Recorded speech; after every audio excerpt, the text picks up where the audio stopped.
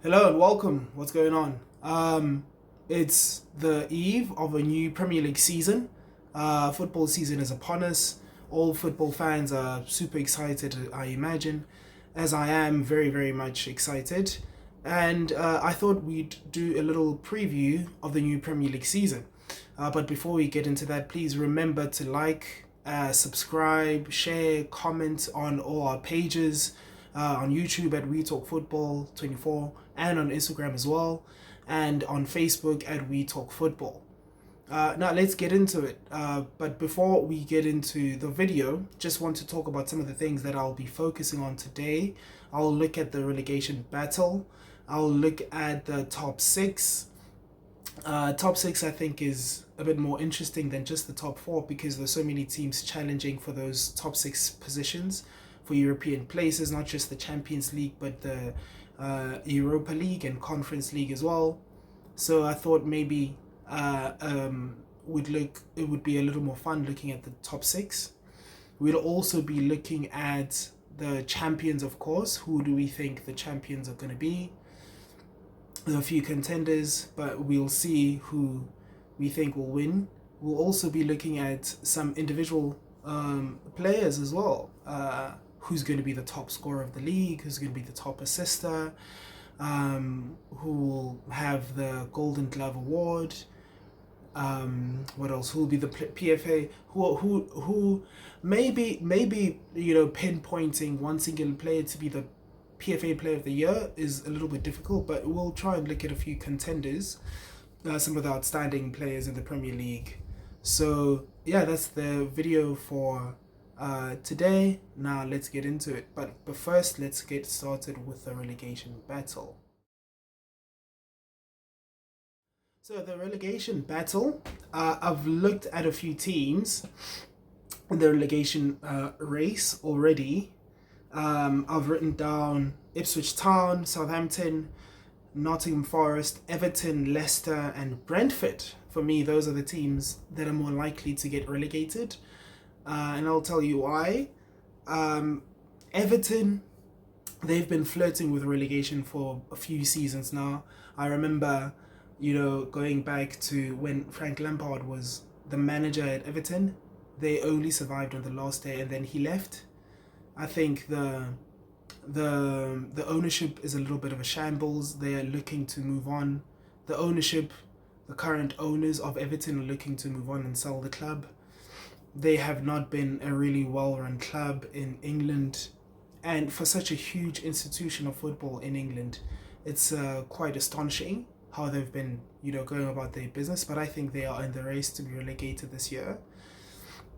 Leicester as well, simply because they've just come back from the Championship, and when they went to the Championship, they lost a lot of players as well, like Tielemans.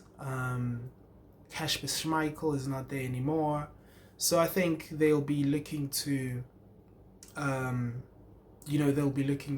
salvage, what they have as a Premier League, team. And again, another team that's quite big. Leicester City are quite a big team in the Premier League. They have a huge following. Of course, they won the Premier League in 2016. So that makes them a really big club, I think, in England. And they are quite a well-followed club. They also won the FA Cup, if you remember, a couple of years ago, beating Chelsea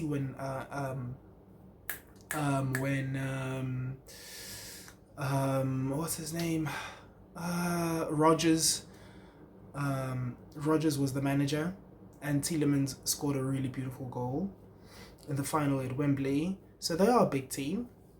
And Brentford as well. Brentford have been in the Premier League for the past few seasons, but I think last season they really struggled. Of course, they were without Ivan Toney for like 6 months, for almost half the season, because of the whole gambling scandal and him being suspended for all the time. But I think they still do have a really good team.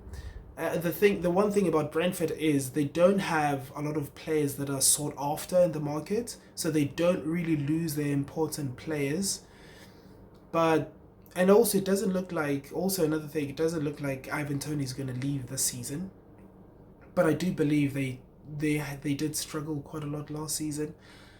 Defensively, offensively, without Tony, they look quite lost offensively as well. They don't have a focal point, but they still do have some quality players like Mbuemo.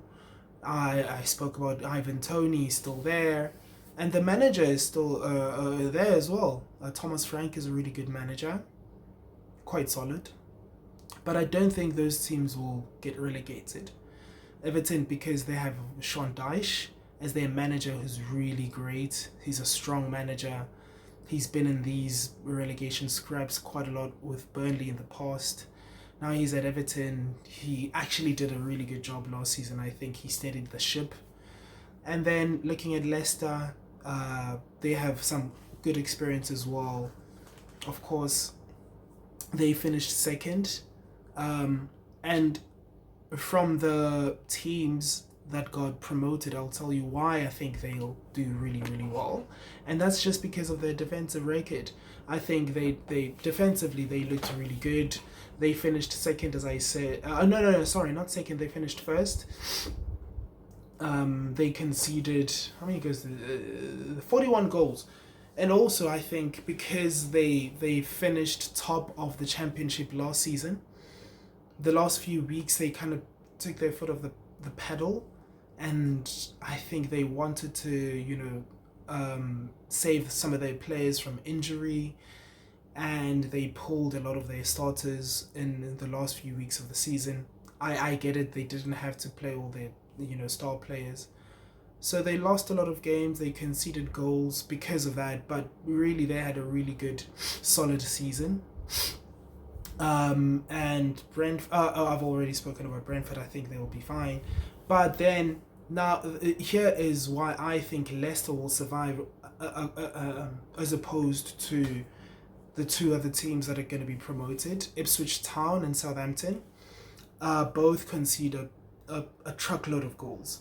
They do concede a lot of goals. I know that the Championship have a lot of games that they play, so it's a lot of pressure, and you have more chances to concede more goals, of course. But Ipswich Town, they finished second, and they scored the most goals in the Championship, which is something that they can look forward to. But their defensive record was so bad. They conceded 57 goals in 46 matches. That's too many goals to concede in the Championship, and I don't know if that's going to be good enough in the Premier League. They also have a really good, a really young manager who's only 38 years old. Kieran McKenna. He was also linked to the Chelsea job at some point before Chelsea hired Enzo Maresca. And then you have Southampton, who also concede too many goals. I think they concede 63 goals. They conceded 63 goals last season in the Championship. They have a young manager as well, Russell Martin, who's also 38 years old.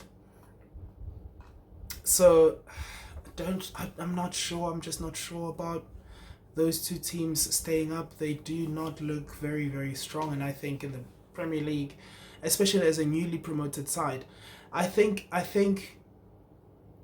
the Premier League needs you to have certain qualities in different spots. Like if you want to go for the league, you need to have a top scorer, someone who's going to score a lot of goals for you. Or if you want to get into the top four, you need to score a lot of goals, right? And I'll get into that a bit later in the video. But if you want to survive in the Premier League as a first-year team, like Southampton, Ipswich, Leicester, you need to have a good defensive record, and I don't think Ipswich and Southampton can do that. You need to have more of a defensive base than a potent offense to stay up in the Premier League. Because I think what we saw with Luton Town last season, they didn't really struggle to score goals, but I think they really struggled to keep clean sheets and to be solid at the back. That's why they went down. So I think those two teams will go down. And I think Nottingham Forest will go down. I know they did very well last season to survive, but if you take a closer look at the previous season, I think they have a good manager for their kind of team. Someone who's going to be solid. Nuno Espirito Santo, good defensively. But looking back, they accumulated 32 points If I look at the 5 previous seasons, 32 points gets you relegated 4 out of 5 times. In 20 the last season, was it last season? Sorry. Oh, sorry. The season before that, Leicester got relegated with 34 points. In the 21-22 season, Burnley got relegated with 35 points. The only season that they could have survived was with 32 points. Nottingham Forest was the 2021 season when Fulham. Sorry, I didn't preface this. The teams that I'm talking about finished 18th, and that's the last relegation spot. So Leicester in 2022-23 got 34 points, relegated 18th. Burnley at 18th in the 22-21 season got 35 points. Fulham in the 2020-21 season finished 18th with 28 points. That's the only season that Nottingham Forest would have survived in the past 5 years.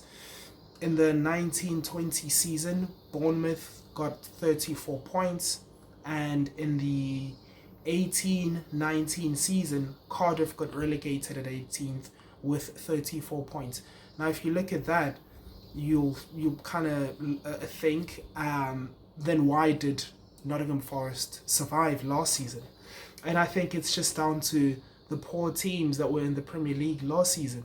Luton, Burnley and Sheffield were so bad. They were really not great. Luton conceded 85 goals, Burnley 78 goals, Sheffield United conceded 104 goals. And that's not really great. Luton had a goal difference of 33, Burnley 37, and Sheffield United, one of the worst goal differences I've ever seen in my life, 69, negative 60, all teams negative 69. So I think the only reason Nottingham Forest survived was that all the other teams below them were just, historically bad. But I think this season will be a little more competitive in the relegation spots. So those are my picks to go down. Ipswich, Southampton and Nottingham Forest. I think those teams will go down, unfortunately for them. Leicester, Everton, Brentford, I think they'll survive just by the skin of their teeth. I think all the other teams that you could mention, like Wolves, Bournemouth, Brighton, maybe Brighton because they just lost De Zerbi, and I think they had a very inconsistent season.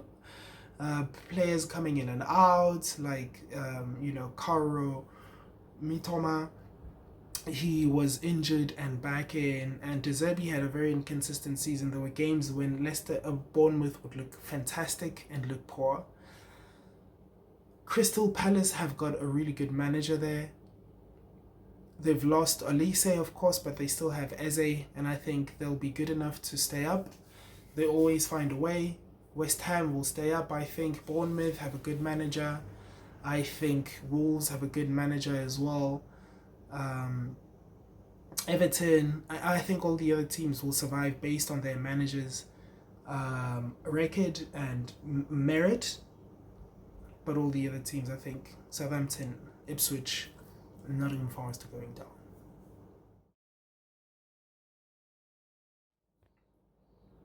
Now we'll be looking into the top 6. As I mentioned earlier, I think making it a top 6 a bit more interesting, simply because the Premier League has so many teams challenging for those spots, top 6, top 4, Champions League, and of course winning the Premier League. So I think top 6 would be much more interesting. Now, in this, of course, then I guess it means I'll probably reveal who I think will win the Premier League. But we're not going to talk about the champions just yet, because I want us to focus on the first 4 teams of the top 6. So I think in 6th place will be Spurs, number 5 will be Aston Villa, number 4 will be United, and number 3 will be Liverpool. Oh, sorry. No. I made a little error. I made a mistake. So I think Villa, let me write this down. I think I think Villa will be fourth, and United will be fifth. So I think initially I had United finishing fourth, but then I did a little research, see some of the players that have come in and out from both teams, and I think Villa is still in a better position than United, also because of the managers. Now let's go back to Spurs. I think Spurs had a really good season last season. They played some great football, of course, under Ange Postecoglou, and they played an entertaining brand of football. But it wasn't very cautious. It wasn't a very solid way to play football. They conceded a lot of goals. They conceded 61 goals, which is a lot if you gunning for the top four. And I think they'll be looking to break into the top four again this season. What gives me hope is that they bought Dominic Solanke, was one of the top scorers last season in the Premier League. He had an outstanding season, and I think in many ways that was his breakout season. It wasn't his first, of course, but it was like his real breakout season where people kind of saw all the potential from when he was at Liverpool and all those days back. He's still quite young and he's still got a long way to go. And I think him being bought by Spurs is some sort of a replacement for Harry Kane as well, which I think is great for Spurs, Son is a great player to have on the offensive side because he was one of the top players last season. He had one of the most goals and assist tallies in the Premier League. So I think he's going to be very, very good. And I think we'll see him move back to the left side of the attack. Whereas last season, he played a lot of games centrally. And he did excellently. But now you do have Dominic Solanke is going to be able to do that. So that gives Son the freedom to go back to the left and do his thing with pace and skill. I do still feel like they have defensive issues, and I think they haven't really fixed those problems because they do have the Dutch defender. What's his name again? I forgot his name, but they have that left-sided Dutch defender who plays as a centre back. He's awesome, but he needs a partner as well. I think to take Spurs to the next level. Because, as I said, they conceded 61 goals last season. That's not good enough if you want to get into the top four when you have teams like Arsenal conceding 29 goals only. And I know that's like the best teams in England, but you do want to aim for a bit less than 61 goals. So I think Spurs will finish sixth. United at fifth, I think, is because there's a lot of uncertainty at Manchester United. Let me look at their transfers. They bought so many centre backs while they have. So at the club currently, they have Lisandro Martinez, Harry Maguire. They still have Victor Lindelof on their books as a centre back. They still have Johnny Evans, and they've just bought Lenny Yoro. Great prospect for the future, but he'll be looking to start. They have Matthias de Ligt, who's definitely going to be looking to start. So who's going to be playing at centre back? Of course, Rafael Varane has just left, but I think I like their transfers as well in many ways because they needed to fill those gaps. Lisandro Martinez was injured for huge parts of last season. Varane was injured for huge parts of last season. If you remember some of the games at the end, they played Casemiro, who looked so bad defensively at centre-back, and he wasn't comfortable. He had strikers running back when they lost. Remember when they lost 4-0 at Crystal Palace? That was one of his worst games. Maybe that was his worst game of his career, Casemiro, because he had to play centre-back. So United don't want to do that. But I still think there's a lot of uncertainty with the change of ownership, and also we've seen that at the end of last season when it looked like they were going to let go of Erik ten Hag. and they courted quite a few managers. They wanted to get, um, well, of course, these were rumors, but these were not, helped by Erik ten Hag himself at the end of the FA Cup final. I think he was having a conversation with Sir Alex Ferguson, and he was saying, things are really bad. They just won an FA Cup against Manchester City at Wembley, and he said things were bad. And I think he was also referring to his position at United as the manager, because United were actively looking for another manager, and they failed to do that, so they had to settle for Erik ten Hag in the end. So that's not how you want to get into a new season with new ownership. But I think the good thing for United is that Erik ten Hag has embraced that, and he's took on that whole situation, relatively well for someone who knows that the club didn't want them. And I think ultimately he's a good coach. I think he's a good coach. He's not one of the best managers in the world, but he is a good coach. His first season, remember, he finished third in his first season with United, and that was quite good because they played well defensively. They were great. Rashford had his best season, if you remember. Had players like Lisandro Martinez coming in and Rafael Varane. It started off really woefully, if you remember, when they lost by big scores to Brentford, Manchester City, Liverpool. But then they were able to, win a trophy and also qualify for top four.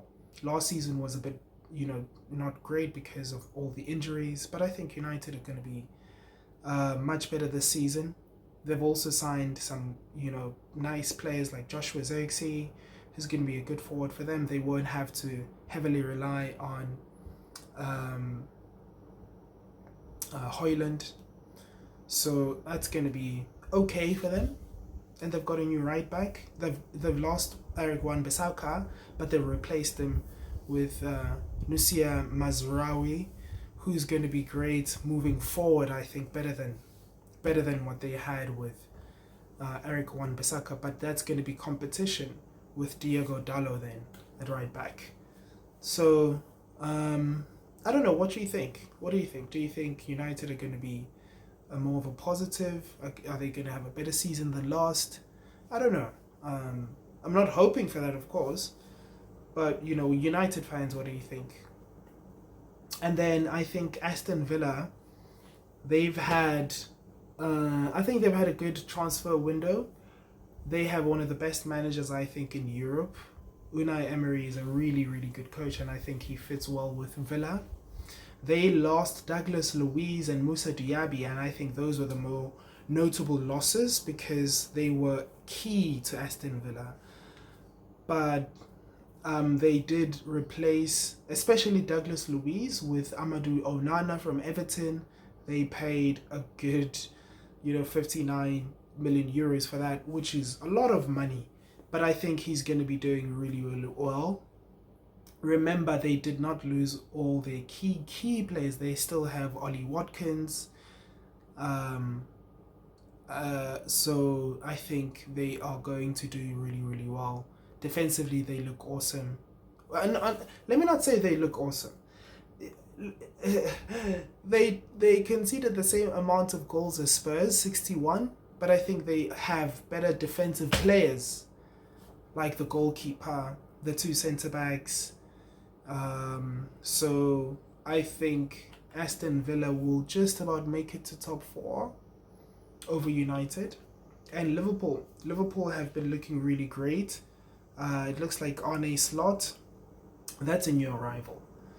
Arne Slot looks like he's got a really good system going on at Liverpool there. He wants to play some sort of a box in midfield with a lot of control and then have protection for the defense, but also just providing balls for the offense. And we know who Mohamed Salah is.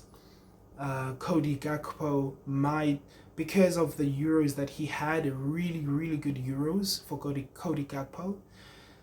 Sorry, he might think that was a great advertisement for him to move back into the left side of the attack instead of playing centrally like he did in some games for Jurgen Klopp last season.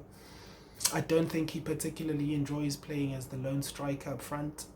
So that's going to be very interesting with Luis Diaz also being on the left side of attack.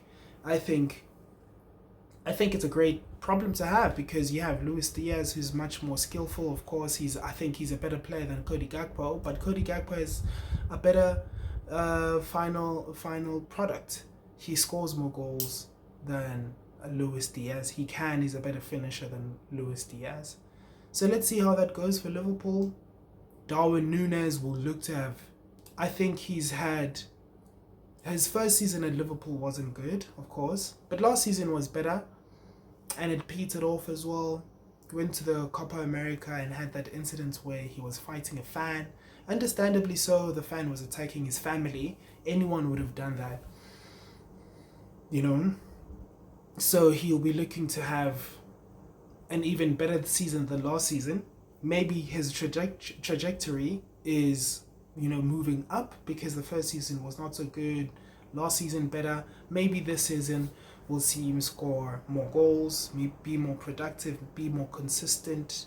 Him and Luis Diaz, if they fix their finishing, Liverpool will be very, very, very potent and very dangerous on attack. And I also for the top four, I looked at the average points tally for the past 5 seasons for teams qualifying for the Champions League in the top 4. And last season, Villa finished 4th with 68th. In the 22-23 season, Newcastle finished 4th with 71. In the 21-22 season, Spurs finished 4th with 71. Chelsea back-to-back seasons finished 4th in 21. In the season 2020-21, Chelsea had 67 points, and the year before that, in the 19-20 season, Chelsea had 66. Rounding that all up, that gave me 69 points. So, if you're looking to qualify for the top 4, maybe you want to get around 69 points, 68, maybe 70 points. I think 70 points could get you top 4. 70 points gets you top 4. So let's see. Which team do you think will qualify for top 4? Which team do you think will miss out? Why? What are some of the reasons that you have cited in that? And I guess now that leaves Manchester City and Arsenal to see who will be the champions. And now we're going to be talking about that.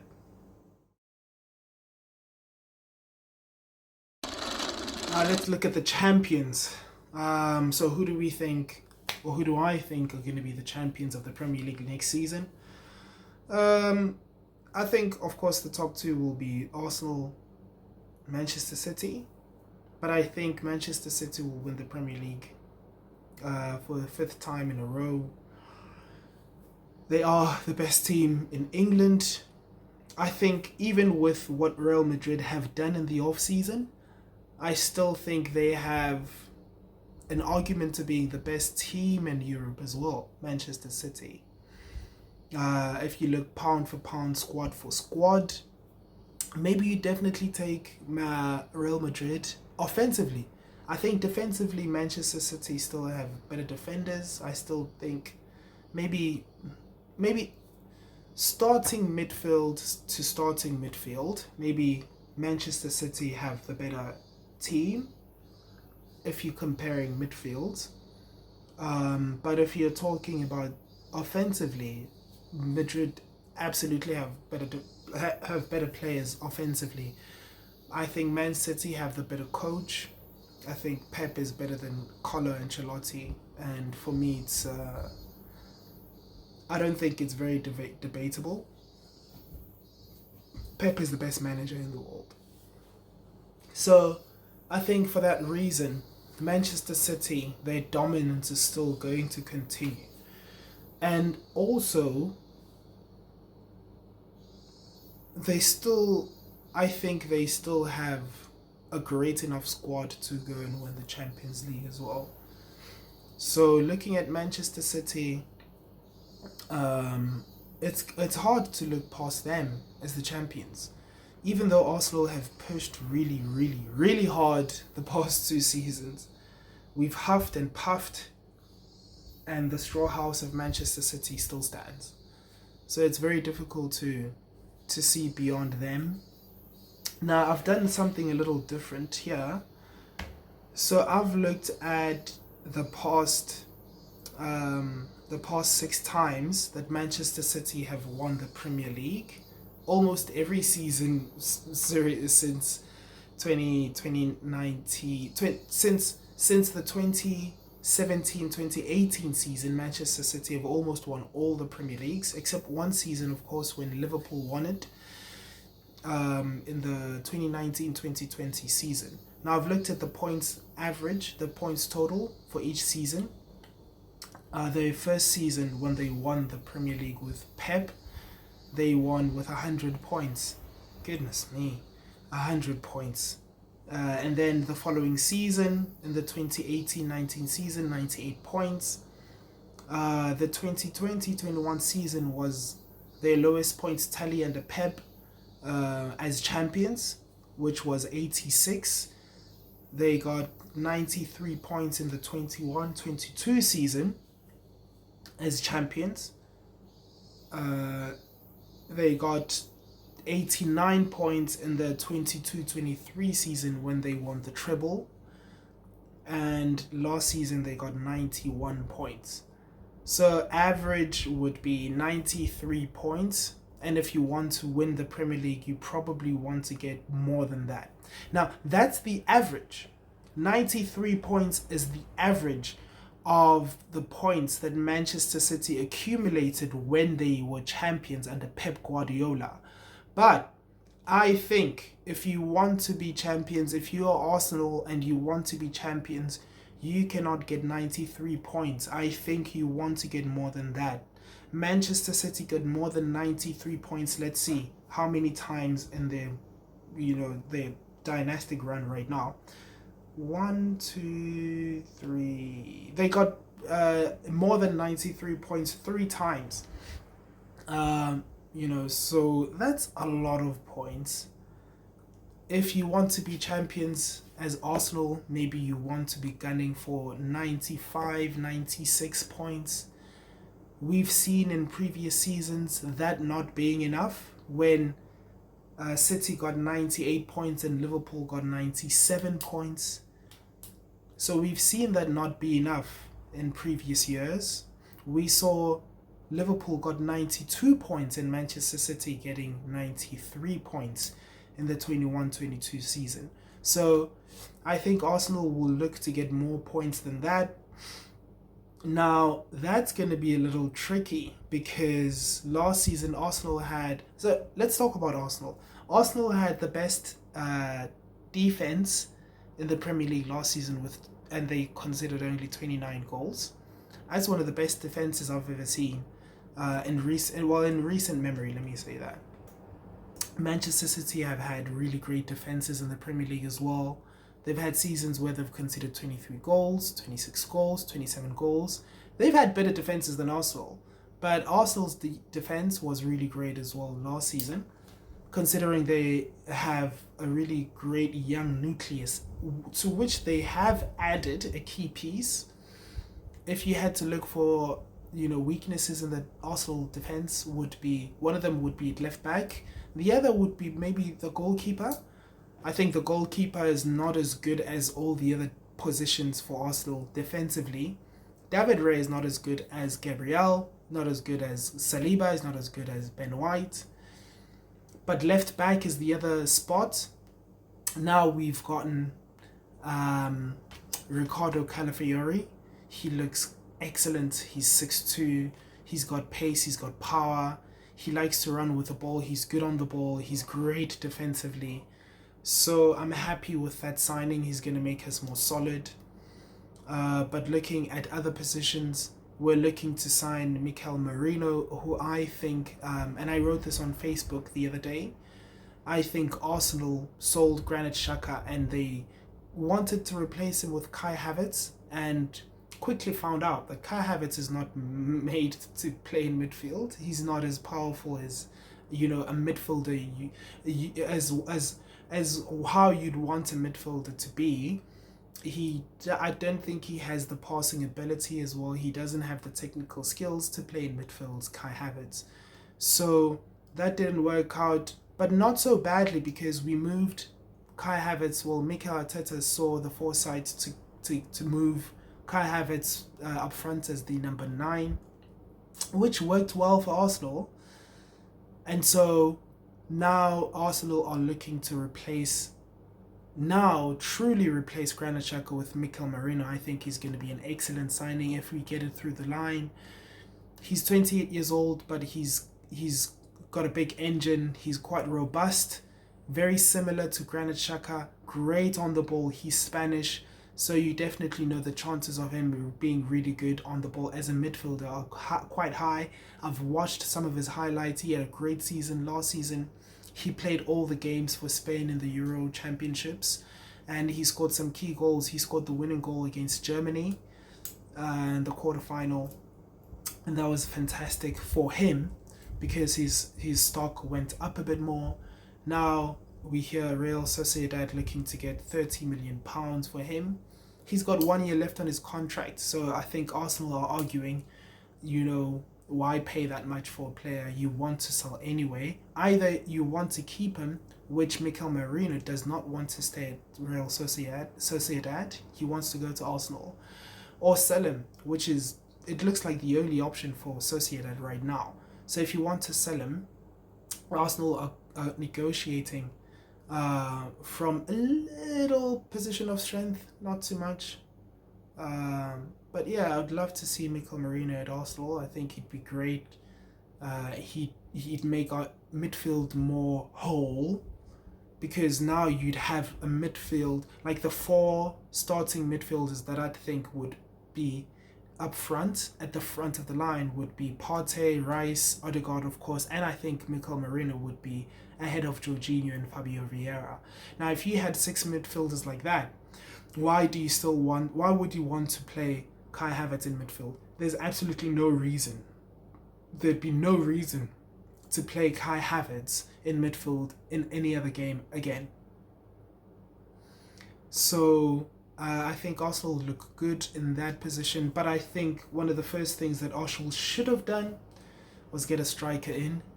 Of course, they tried because they went for Benjamin Sesko at RB Leipzig, to which he signed a 5-year extension, and he decided to stay. He would have been fantastic to have at Arsenal. Big, strong, powerful, can score goals, clinical, doesn't mess about. Better than Kai Havertz, I think. He's more brave, he's more clinical with his chances, technically better player than Kai Havertz. And I would have wanted Arsenal to add another offensive forward, especially on the wings, someone who could relieve the pressure on Bukayo Saka especially, but also on Martinelli. At least Martinelli kind of rotates with Leandro Trossard, who's so excellent. He's so consistent. He's one of the most consistent players, I think, in the Premier League, Leandro Trossard. I'm not saying he's one of the best, but I'm saying he's one of the most consistent, because what he does for Arsenal is comes in, scores crucial goals. Last season he was so clutch for us. Scores crucial goals when we need them. And if he's on the bench, he's fine. He's not going to pout about it, but he knows he's going to get his game time. And he provides a lot of competition for Martinelli, who didn't have a really great season. So I'm looking for him to have a better season than what he had last. Bukayo Saka as well. Hopefully he gets a bit of rest. And I think the only rest he'll have is if we get a winger in. Now, Arsenal have been rumoured to be looking at Leroy Sané, Kingsley Coman. We were looking to sign Pedro Neto, but he's gone to Chelsea now. So Arsenal need a forward player who will provide rest and competition up front, and I think we need a striker. And I think that's why I think Arsenal are going to finish second, because we haven't gotten a striker who's going to take us over the top. Arsenal scored the second most goals last season. Fantastic. But we needed a striker who's going to score goals in crucial games, like against Aston Villa when we lost 2-0 at home, when we lost to West Ham at home, when we lost away to Fulham. Striker who's going to score goals to save the season, to get us a point or three, you know. Because if you look at the games that we played and the goals that we scored, we put 5 past Crystal Palace, 6 past West Ham, 6 past Sheffield United, you know, and that's awesome. People saying, why do we need to buy a striker when Arsenal scored those goals last season? It's because maybe if you take some of those goals you scored against West Ham, like if Arsenal had won 3-0 against West Ham instead of 6, and those goals were, you know, share. This is hypothetical, but if we scored 3 of those goals against West Ham when we lost, we would have won the league. Or if we didn't score 5 against Crystal Palace and we won 3 or 2-0, and we won, you know, 4-2 against Fulham or 3-2 against Fulham, that would have been enough for us to win the league. So we need a striker to score goals consistently in every game, against small teams, against big teams. You know, someone like Erling Haaland, of course, they have that. Manchester City, you know, someone who's going to just score 20 goals, 25 goals for us. We don't have that, and I think that's going to be ultimately our downfall. I don't think that's why Arsenal... I think that's why Arsenal won't win the league. But I think Manchester City still have it. They've made a good signing as well, Savinho. So, yeah. So, number 1, Manchester City. 2, Arsenal. 3, I think Liverpool. 4, Aston Villa. 5, United. 6, Spurs. So, there you have it. But, hopefully I'm wrong. You know. So let's see. Now, let's move on to the next topic. Let's look at individual awards. So this is the last segment of the video. I'm not going to spend too much time. I haven't, you know, given a lot of thought into this, but I think because of the players that we have in the Premier League, some of these arguments that I'm going to make are quite I want to say very easy to make. Like top scorer, I think it's going to be Haaland. You know, he scored, I think, how many goals did he score? Last season he scored 27 goals, and people were saying that's a down year. People were saying that he wasn't at his best. And absolutely, yeah, he wasn't as great as he was in his first season when he scored 34 goals. But 27 goals, man, that's just insane. That's a lot of goals. I think a fully fit Kevin De Bruyne will be the top assister in the Premier League. I think he'll have the most assists. Also, not only because he's a great midfielder, he's created the most. I think when he came back into the Premier League, last season, remember, he was injured for about 4 months, but when he returned, he created the most chances of midfielders in his time back. So because of that, I think he'll be the top assist in the Premier League. He'll have the most assists. Maybe I'm thinking maybe he'll average, or not average, but I think he'll get more than 15 assists. Let me go back to Haaland. Maybe Haaland, I think, will get 30 goals this season.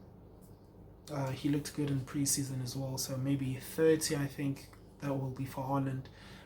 Over 15 assists for Kevin De Bruyne.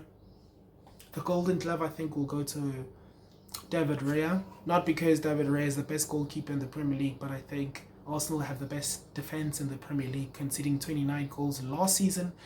They'll carry on with that this season, and I think, of course, Arsenal have a great offense, but if we win the Premier League, I think our defense will be better than our offense, just like what it was last season. So, but I think I hope I'm wrong about that. Not in a bad way. I hope our offense will be just as good as our defense. But anyway, just talking about the Golden Glove, I think David Raya will win it because you have Saliba, Gabriel, Ben White, Calafiori now. You have Tomiyasu on the bench. It's great options for Arsenal defensively. You have Thomas Partey protecting the defense, Declan Rice. So David Raya for Golden Glove. PFA Player of the Year. That's the hardest one I've had to think about in this video. At first, I wanted to say Martin Odegaard. I think Martin Odegaard is one of the best players in the Premier League. Seriously, he's silk personified. Even in the pre-season, I saw games where he just pulled strings. He was dealing and wheeling. Man, he was doing his thing. So I think that's what I thought. But I think a better way to look at this is to widen the scope and see who are the players that I think will likely win the PFA Player of the Year. Which players are going to be in contention? I think Mohamed Salah will be in contention. Erling Haaland will be in contention. Declan Rice, Bukayo Saka, Martin Odegaard. I think William Saliba will be in contention. Kevin De Bruyne will be in contention for Foden, Erling Haaland. Those are the guys that I think will be in contention for PFA Player of the Year. I don't think Ollie Watkins will have the same kind of season that he had last season. Maybe I'm wrong. I don't see it. So I don't think he will be a PFA Player of the Year contender. Am I missing something? Rodri. That yes. If I had to choose one player to win PFA Player of the Year, I think it's going to be Rodri. He won the Euro Championships Player of the Tournament. He's been consistent for a very long time, for some seasons now, and I think he looks immense. He looks domineering.